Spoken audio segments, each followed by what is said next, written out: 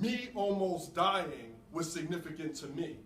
But what I'm hoping that you get is that the before and after, when I walked into that emergency room, so many times you're going to be that point of contact. The doctor saved my life. I can't tell you what he looked like. Don't even know his name. You're in and out of consciousness. You're laying on the table. You wake up. You will spend more time with the nurses than the doctors. Afterwards, you're going to spend more time with the nurses than the doctors. You guys matter so much. But it's what you're going to do in that before or after process. Look, life happens. Everything that goes on at home in your life and your relationships will trickle on into work. Whatever's going on at work will trickle on back on to home. And that's why I focus on work-life balance. So there's 3 things that I've come up with that if you can do and apply them to your job, to your life, to your relationships, it will evolve you and allow you to start living more of the life of your dreams. The first thing to do that we all need to do is freaking smile. It's free. Smile.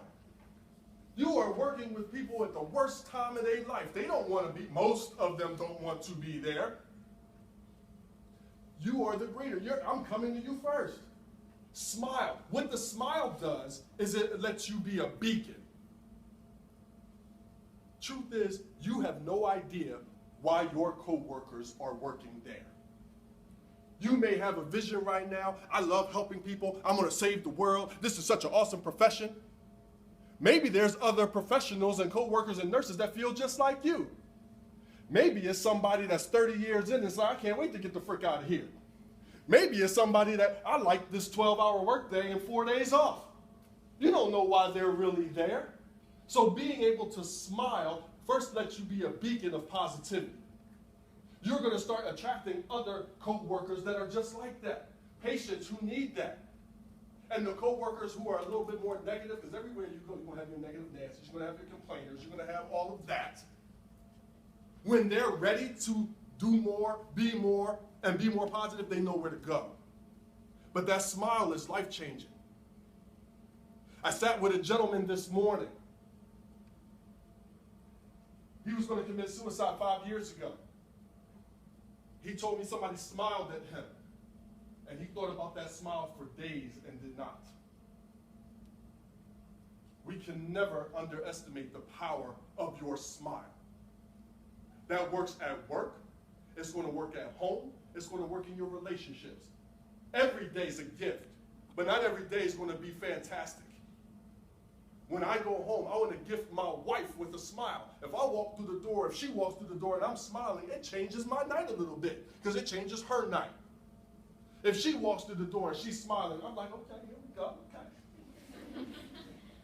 It's hard to be around somebody that looks miserable, that's always complaining all the time. I want to hear that after a while. So gift your patience, gift your relationship, and smile. You'll be surprised what happens.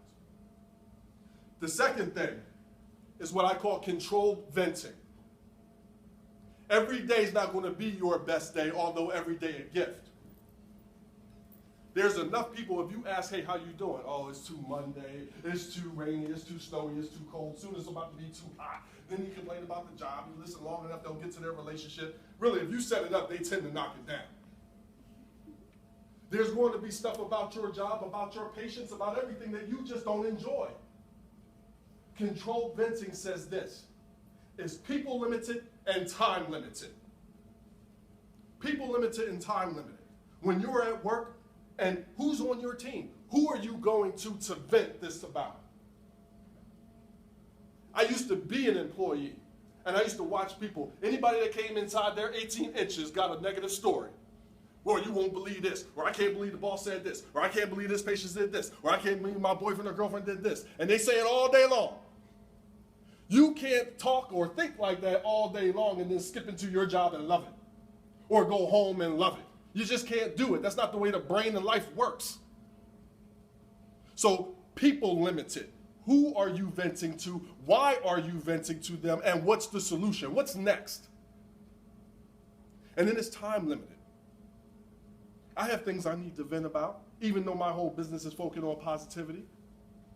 I know who I'm calling, I know why I'm calling, and I'm not looking for bobbleheads to tell me how right I am. And it's time limited, so I'm done. Okay, boom, let's go. So controlled venting, people limited, time limited.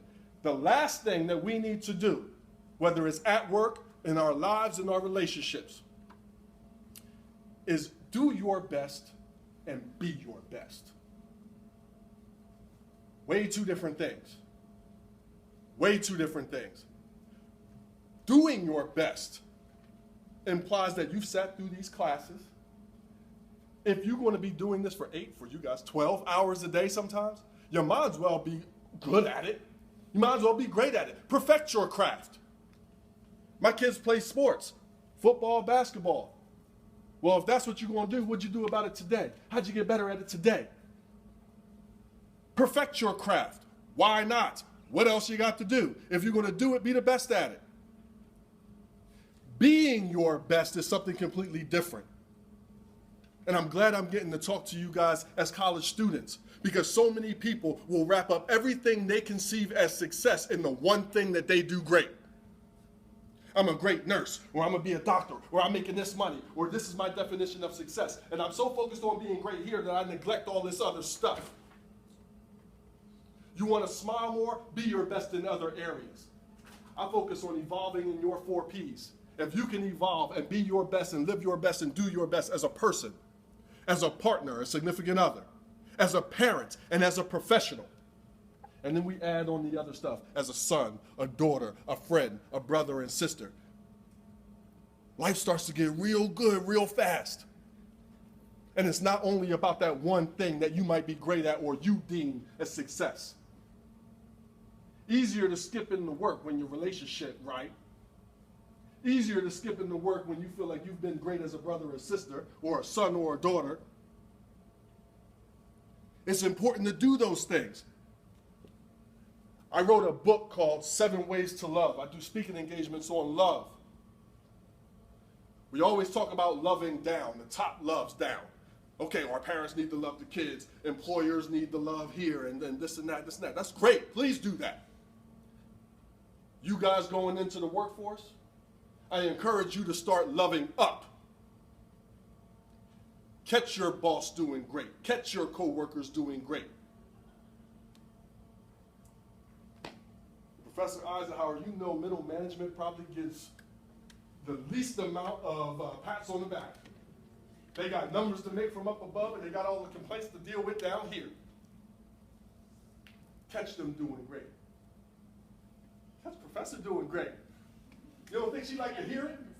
Yeah. You don't think she'd like to hear it? I was just speaking with the football team before.